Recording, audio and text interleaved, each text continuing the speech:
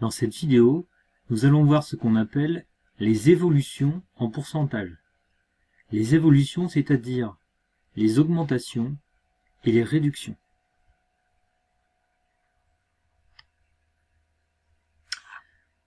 Deux exercices pour commencer. Premier exercice. Quel est le prix d'un article coûtant initialement 80 € après une augmentation de 15%? Donc on a un article qui coûte 80 €. Cet article va avoir une augmentation de 15%. Et on aimerait bien connaître le prix de cet article après cette augmentation de 15%.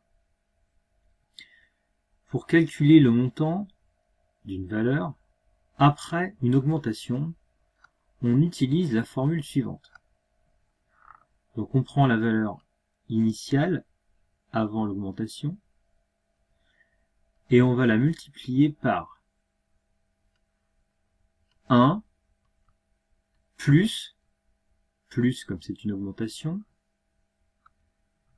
c'est 15%, donc 15 sur 100. C'est une formule qu'il faut connaître. Pour calculer une augmentation en pourcent, on multiplie la valeur dont on cherche l'augmentation par 1 plus le pourcent, 15 sur 100. Ensuite, donc, ça fait 80 fois, parenthèse, 1 plus 15 divisé par 100. Quand on divise par 100, on décale la virgule de 2 rangs sur la gauche, 1 à 2. Donc ça donne 0,15, ce qui donne 80 fois 1,15. Et si on effectue ce calcul, 80 fois 1,15, ça donne 92. Donc l'article coûtait 80 €, suite à une augmentation de 15%, il coûte maintenant 92 €. Donc le prix initial était de 80, maintenant il coûte 92 €. Donc le prix est de 92 €. Donc voilà comment on calcule une augmentation. Deuxième exercice. L'effectif d'un club sportif de 350 membres diminue de 6%. Quel est le nouvel effectif de ce club? Cette fois, on part de 350 membres et on va effectuer une diminution, c'est-à-dire une réduction, donc moins 6%. Et on aimerait bien savoir quel va être le nombre de membres dans ce club suite à la réduction de 6%. La formule est quasiment la même. On part donc 350 membres fois 1, et cette fois c'est 1 moins, puisque c'est une diminution. Le pourcentage est 6, donc 1 moins 6 sur 100. Donc comme c'est une diminution, on fait 1 moins 6 sur 100. Donc ça fait 350 fois 1 moins 6 divisé par 100. On décale la virgule de 2 rangs vers la gauche. 1, 2. Donc ce qui donne 0,06. Donc c'est égal à 350 fois 1 moins 0,06, 0,94, ce qui donne 329. Donc, il y a maintenant 329 membres dans le club sportif. Il y en avait 350, moins 6%, ça fait 329. Donc, l'effectif est de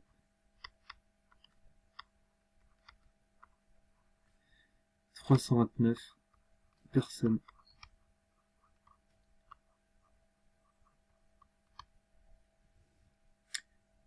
La propriété est donc la suivante. Augmenter une grandeur de P% revient à la multiplier par 1 plus P sur 100. Donc le P qu'on a ici, on le retrouve ici.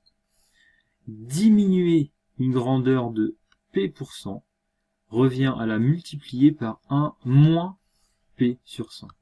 Donc si c'est une diminution, on va faire moins. Si c'est une augmentation, on fait ici plus. Voici deux autres exemples. Vous allez voir ici, il s'agit de trouver le prix avant une réduction, et là c'est un prix avant une augmentation. L'exercice numéro 3. Le prix d'une paire de chaussures soldée à moins 20%, donc c'est bien une réduction, est de 68 €. Quel était son prix avant les soldes? Donc cette fois, c'est la question inverse. On a un prix qui est maintenant de 68 €. On a eu une réduction de moins 20%. Et on aimerait bien savoir combien ça coûtait avant. Donc on avait le prix avant la réduction, on fait moins 20% et maintenant on a 68 €. Alors ce qu'on va faire, c'est que ce prix avant la réduction, on va l'appeler X. On va dire que X c'est le prix avant la réduction, le prix initial. Et donc on va procéder de la même manière que tout à l'heure. On va se dire le prix avant la réduction. Si on le multiplie par 1 moins, puisque c'est une réduction, 20 sur 100, on va bien avoir le prix après la réduction, c'est-à-dire 68 €. On procède comme tout à l'heure, sauf que tout à l'heure on ne connaissait pas ce prix-là. On avait celui-là et on cherchait celui-ci. Cette fois c'est l'inverse. On connaît le prix après la réduction, on cherche le prix avant la réduction. On va donc résoudre cette équation d'inconnu x.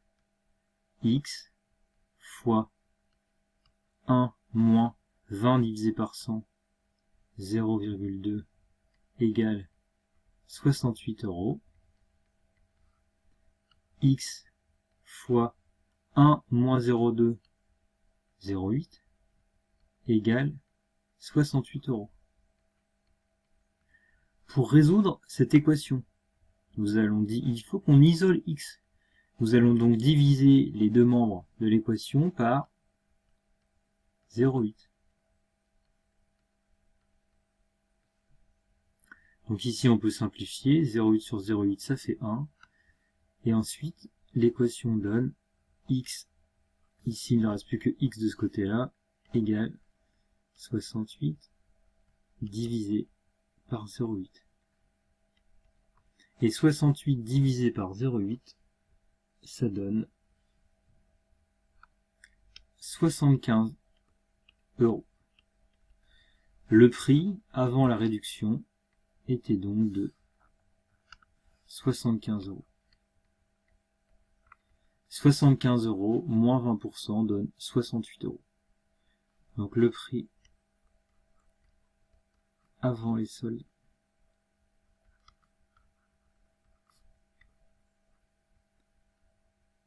est 68 €. Deuxième exercice. Un propriétaire va augmenter le prix de son loyer de 2%, qui sera donc loué 357 €. Donc après l'augmentation. Calculer le montant actuel du loyer de ce studio. Donc c'est un peu le même problème. C'est-à-dire qu'on sait que quand l'augmentation aura eu lieu, le prix sera de 357 €. Sachant qu'on va faire une augmentation de 2%, on aimerait bien savoir quel était le prix avant l'augmentation. Donc on a un prix, on augmente de 2%, on trouve 357 €. Donc on va procéder de la même manière, on va se dire x fois 1, cette fois plus, comme c'est une augmentation, 2, puisqu'ici c'est 2%, sur 100 égale 357.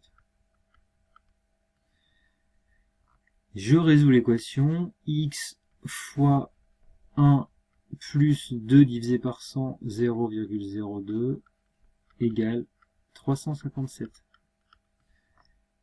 X fois 1,02 égale 357.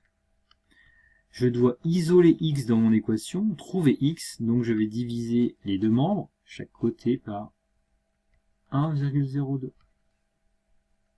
1,02. Donc ici, 1,02 sur 1,02, ça s'annule.